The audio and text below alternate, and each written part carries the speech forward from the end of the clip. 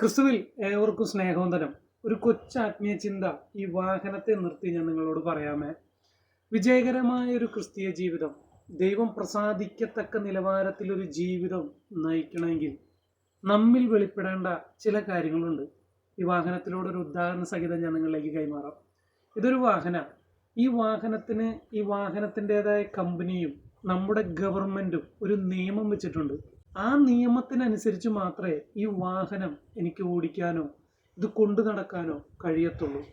എൻ്റെ ഇഷ്ടത്തിന് ഈ വാഹനത്തെ ഭംഗി വർദ്ധിപ്പിക്കാൻ വേണ്ടി ഒത്തിരി കാര്യങ്ങൾ ചെയ്യാൻ പറ്റും. അത് ഈ വാഹനത്തിലേക്ക് കയറുകയും ചെയ്യും.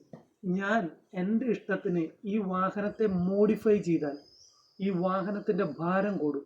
ഭാരം കൂടുമ്പോൾ മൈലേജ് കുറയും.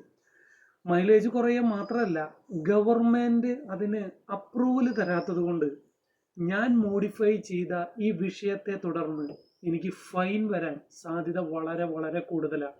എൻ്റെ മൈലേജ് കുറയും, എനിക്ക് ഫൈൻ വരും. രണ്ടും സംഭവിച്ചത് ഞാനായിട്ട് ഇതിനെ മോഡിഫൈ ചെയ്തത് കൊണ്ടാണ്.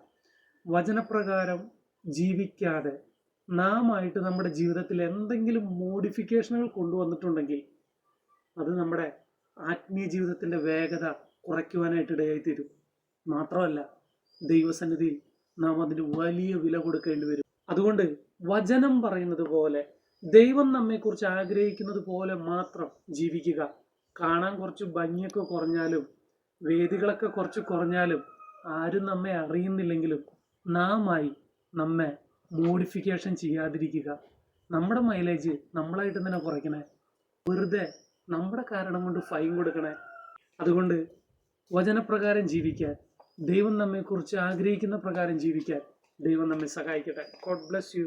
ആമേൻ.